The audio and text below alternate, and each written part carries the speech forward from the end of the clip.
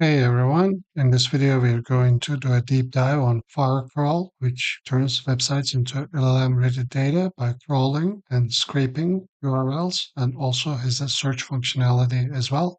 When you sign up, you get 500 free credits. I have done an alternative, Gina AI, as my latest video before this one. If you want to check that one up too, you can find it on my YouTube channel. So we are going to look at how we can actually scrape a website, how we can scrape with options, which are many are available, how we can scrape structured data out of the URLs using Pydantic, how we can crawl a website, and also how we can perform search. The Firecrawl is able to return us search results both with requests or with the SDK. And I have brought all of this together in a Firecrawl chat, which you can actually scrape documents, crawl websites, and perform search, and then chat with GPT-4 Omni about those things. You can actually add to those documents too during the chat as well, and start a new conversation as well. We're going to take a look at each one of these files and review them and see how they work, but let's actually just run the chat functionality and see how it works since all of the options are present here. But before I continue, I would like to say that code files for this project will be available at my Patreon. Everything except Firecrawl Chat will be available for free members, and Firecrawl Chat will be available to connoisseur and plus level subscribers. My currently active patrons have been supporting me for on average about 8 months, so they are really enjoying the content that I provide to them. So consider becoming a member yourself. So when we run the Firecrawl chat, we get some options: C to crawl a URL, S to scrape a URL, Q to perform a search, and to start a new conversation, or enter to continue chatting. If I were to press enter now, I would just chat with GPT-4 Omni, but we want to start with scraping. So let's just say S, and then we are asked to enter a URL to scrape. Let's choose the Firecrawl's Python SDK URL, and then simply paste it here. And then Firecrawl will automatically scrape it, save it to a file. Here we go. This is our scrape data saved to a JSON file. Now we can actually add to this if we wanted to by selecting S again, or we can enter to start the chat. I can ask, before I ask something, I do want to say that chat also has commands: new to start a new conversation, add to add more content to this conversation. I can just ask, what is this about? And it says that this document appears to be a homepage and documentation for Firecrawl. And so now our LLM has some additional context. I can go ahead and say add, and I'm going to copy the URL for the universal Turing machine. And here, select to scrape again, paste this URL, and then the script is going to ask us after it's being scraped whether we want to start a new chat with this or to append it to the ongoing chat. It's asking, do you want to add this content to the context or replace it? We want to select A for append. And then now we can add more URLs or crawl or search, but we want to enter chat again and then ask, what is this about? One more time. It says the content provided is about two distinct topics. One is a Firecrawl documentation, another one is Wikipedia page on Universal Turing Machine. Let's perform a crawl at this time by selecting C and by copying and pasting the Firecrawl's documentation main page. And at this time, we're being asked if you want to limit the number. To enter the limit for the number of pages to crawl. Default is 3, but you can set it to anything you like. And at this stage, we should actually check the status of the Firecrawl as it's crawling. Here we see the crawl status, active, current 1, current step, and now we are actually printing the entire thing. I guess we didn't need that. Let me fix this real quick. Okay, let's try this again. We should print the crawl status, currently active, every 3 seconds until it's done. I have actually just fixed it so it won't print like this in the future. That will print with a new line. But anyway, our crawl is actually being completed and then saved to a file. But now we can actually press enter to start a chat, and then we can ask, what is this about? And we should get that the content provided is the details of the documentation for Firecrawl. So this is how we can crawl. We can then go back, add, and crawl more stuff, scrape, and let's now this time actually start a new conversation by pressing N, and then actually use the query functionality to see how we can actually search with Firecrawl. Let's ask the question, what do developers think of Cursor IDE? And we can actually limit the search results as well. Default is 3. Let's stick with 3 in this case.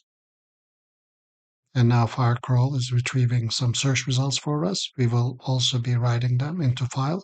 And after that, they will be automatically added to our chat context. Search do take a few seconds to complete. Just keep that in mind.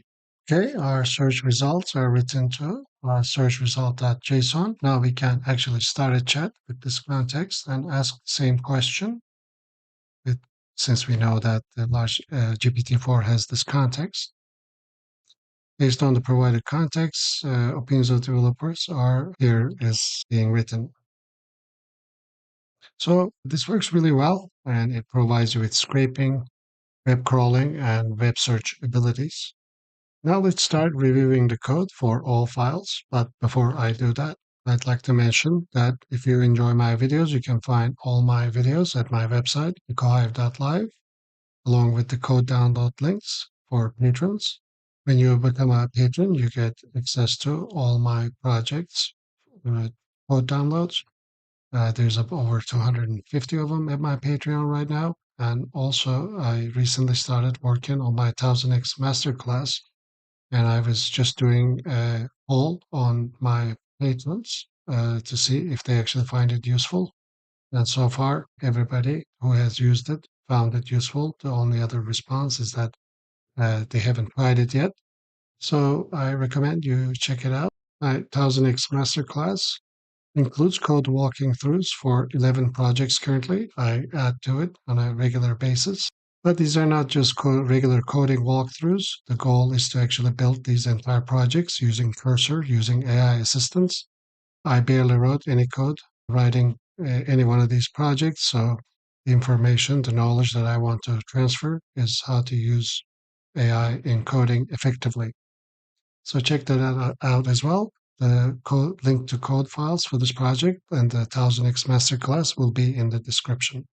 Okay, let's start reviewing the code with the simplest example, scraping a simple website. The requirements for this is the Firecrawl library and OpenAI for the Firecrawl chat. So as you can see, we are importing Firecrawl JSON to save it to file OS to actually pass our API key. I'm passing it from my environment variables, but you can enter your key here as a string. Then we simply specify a URL, then say app.scrape URL, and then whatever data returns back, we save it to a JSON file. Now let's take a look at scrape with options. Again, we are importing the Firecrawl, passing the API key, specifying a URL, and then you can pass in parameters such as to only return the main content. If you visit Firecrawl's documentation and then click on API reference and click on scrape or crawl, any one of these, you can actually see all the options available here. And you can also read more about them here as well. And then we scrape as we did before, except we are passing the parameters to the scrape URL method. Now, this is very cool. Let's take a look at the scrape structured data. This actually allows you to define a Pydantic schema and then scrape a URL with that schema in mind. And this actually costs more than the usual amount of credits. Just keep that in mind.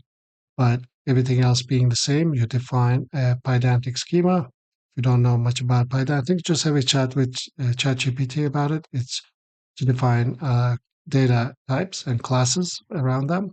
So here we are specifying, and we are going to scrape news.com, ycombinator.com, which is going to have many posts. So we are defining a schema to include a title, points, how many points that each post got by, and comments URL.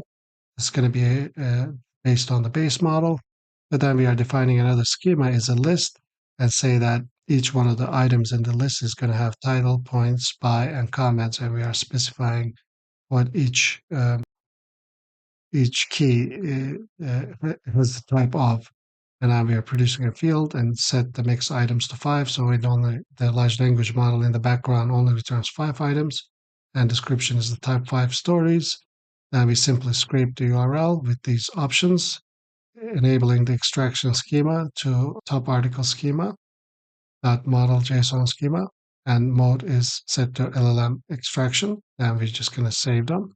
Let's quickly run this. Like I said, this costs many more tokens than usual scraping and crawling. But when it's done, not only you get the content of the entire page, but at the bottom, you get, along with the LLM extraction key, exactly the predefined schema. Here is the top posts, title, points, by, and comments URL. As you can see, we have 5 of them.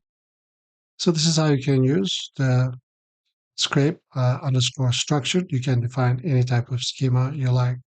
Now let's take a look at simple crawl. You can again define your parameters, passing a URL, and then actually use the crawl URL along with the crawl URL method with the crawl URL and the parameters, and then save it to a JSON file.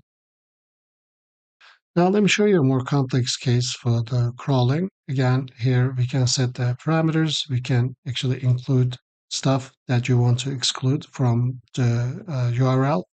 If you do something like blog/star, then any URL that includes this blog will be excluded. You can also set something like includes. This applies to the URL itself. You can set a limit, and again, you have page options. If you want to know more about it, just go to crawl and check out its different options at the documentation. Now, normally speaking, you can actually start a crawl like this, just like we have, and then save its results. But a better way to do it is actually set the wait until done parameter of the crawl URL method to false. Previously, we've said this is by default true. When you do that, the crawl result actually will return an ID. You can grab that ID, and then you can actually check the status of the crawl. But the better way to do this is actually with a while loop, while status.status, nothing completed or failed. Then we actually print the status.status. We sleep for 3 seconds and then check the status again. And when the status is completed, or you can also include the option for failed, then we actually save it to a JSON file. So let's take a look at search. We can perform search both with request and SDK. With the Firecrawl SDK, it's so much simpler to do it with the SDK. Let's take a look at this first. We pretty much define a query and then pass it to app.search. You can pass in the query, and I did want to show you that you can pass in the options as parameters here as well. And I just simply save the result.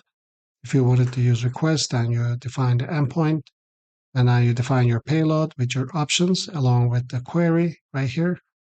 Set your authorization with the Firecrawl API key. Then you do request, start request with the URL, payload, and the headers. And when you receive your response, you save them to file. So this pretty much concludes all the simple stuff, which will be available at my Patreon for free to my free Patreon members. But now let's actually review the code for the Firecrawl chat, which automatically manages all that for us and inserts scrape, crawled, and the web search results into the LLM's context. So we are doing quite a lot of imports. Actually, we do need perm color as well for our chat project because this allows our colorful printing in the terminal. I just added that to requirements. Other than that, we are setting the OpenAI API key and the Firecrawl API key. We don't need this. This was from the project with Gina. And then I did define the OpenAI as async OpenAI. This wasn't necessary, and therefore all our functions are async. But I thought if you wanted to maybe make this a parallel, if you wanted to take this and modify it to suit parallel use cases, maybe you want to perform multiple persons searches at the same time, crawls, or maybe you want to make multiple calls to GPT-4, you can easily modify this way. To be able to use async with OpenAI, we simply import async OpenAI and define it right here with our API key, and then everything else is exactly the same, except we define an async function and we await the results. And also we use async for the loop when we are processing the streaming responses. So here we have our function, which makes a call with a messages list. Stream through, we process the streaming responses, we print them to terminal and return it if you wanted to do something else with it. For example, appending it to the messages list. And then we have a handle C mode for handling crawling of a URL. We pass in the messages list, which we are using in common with the call GPT function. We take a user input for a URL, and then we take a user input for the limit of how many pages you want to limit it to for crawling. If this part is skipped, the default we set to 3, then we create our crawl parameters. We set the limit and set that to return only main content.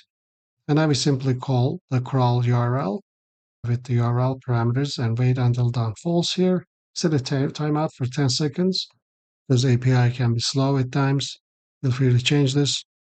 Then we retrieve the job ID, and then we check the status one time. I guess we didn't really have to do this here because we're going to continually check it in this while loop.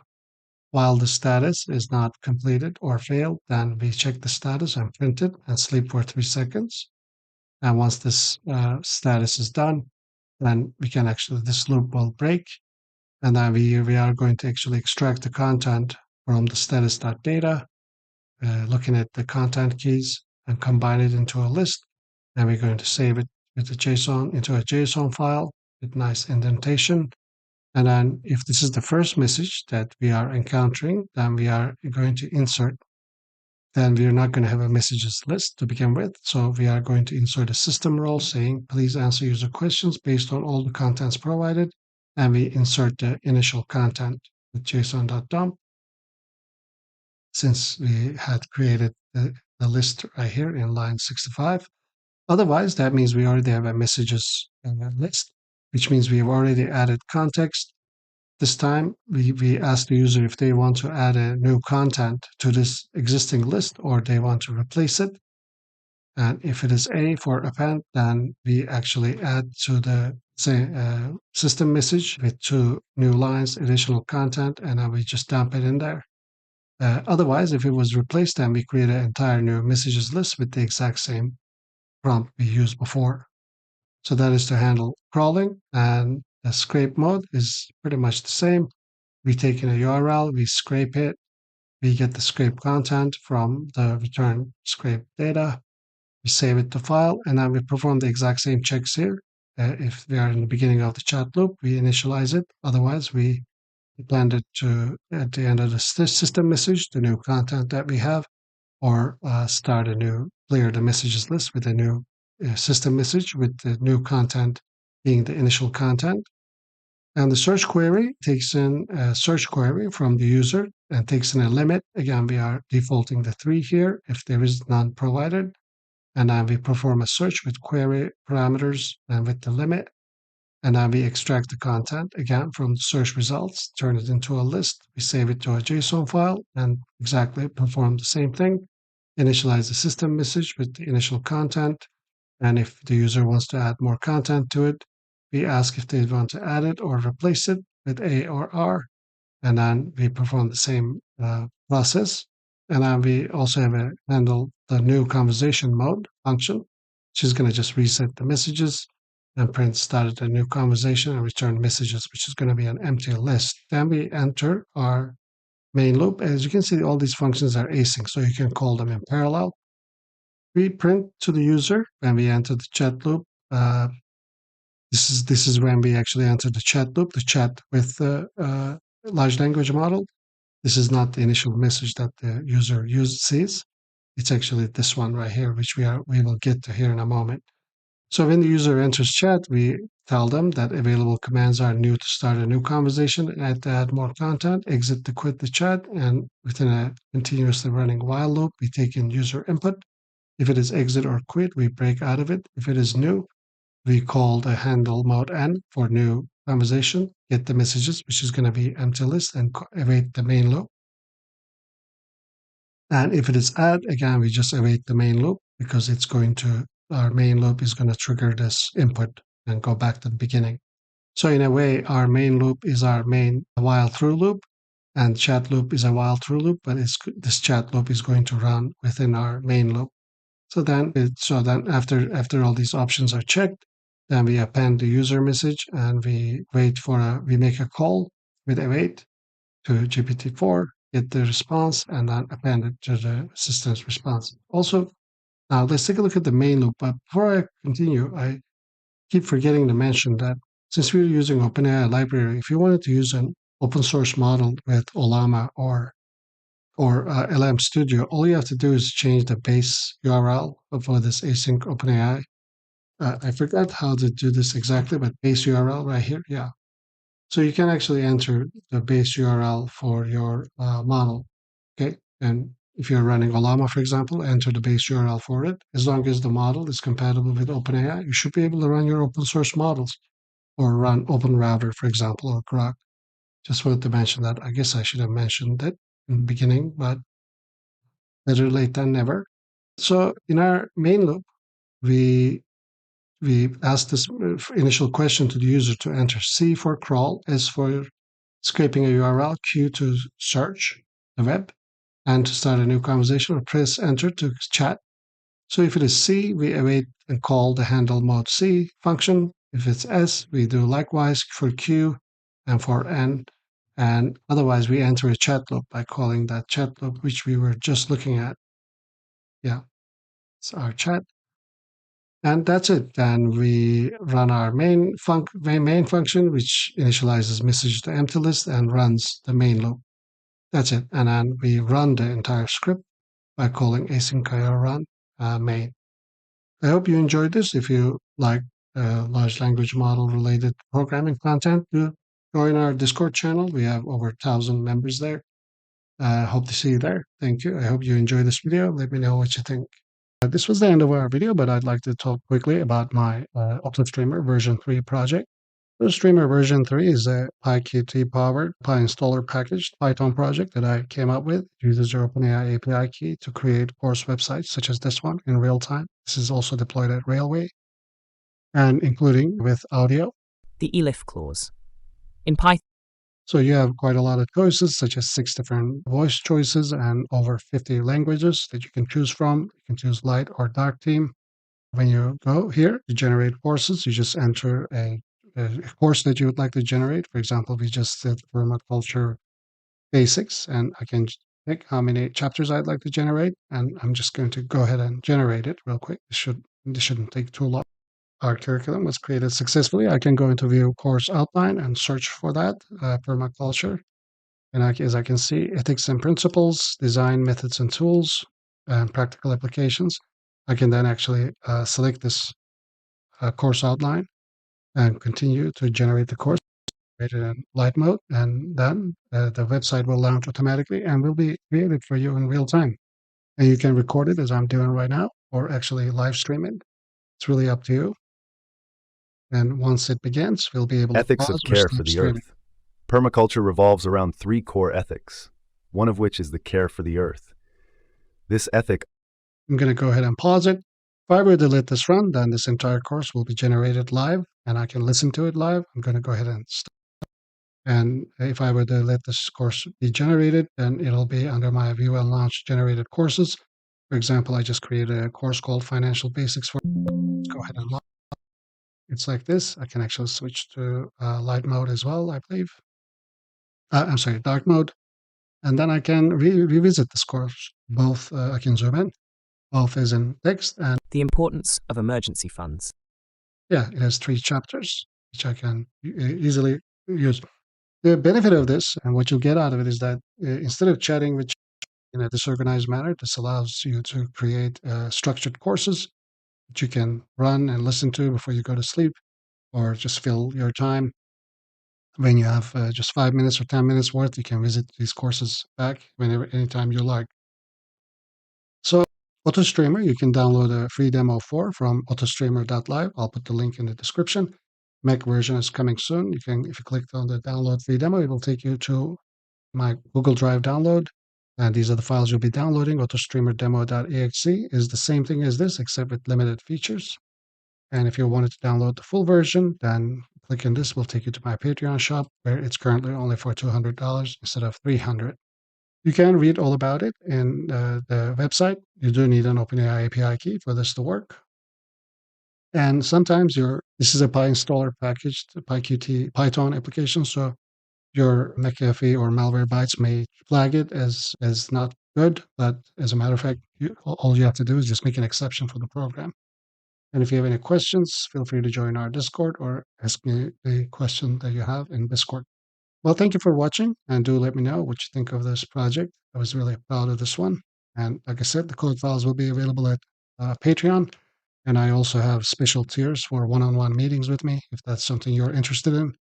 And thank you for watching, and I'll see you in the next video. I would like to take a moment to talk about the benefits of becoming a patron. As some of you may know, in the last year and a half, I've spent 3,000 hours, over 300 projects as a patron. You will have access to all the code files, so you can get inspiration and iterate quickly. Another benefit is that you'll have access to all my courses. And my most recent and most proud one, the 1000x MasterClass, teaching what I've learned on how to code fast and efficiently. Also the Streamlit course and the Fast API course. In my Patreon, I also have tiers in which you can connect with me one-on-one. Check those out as well.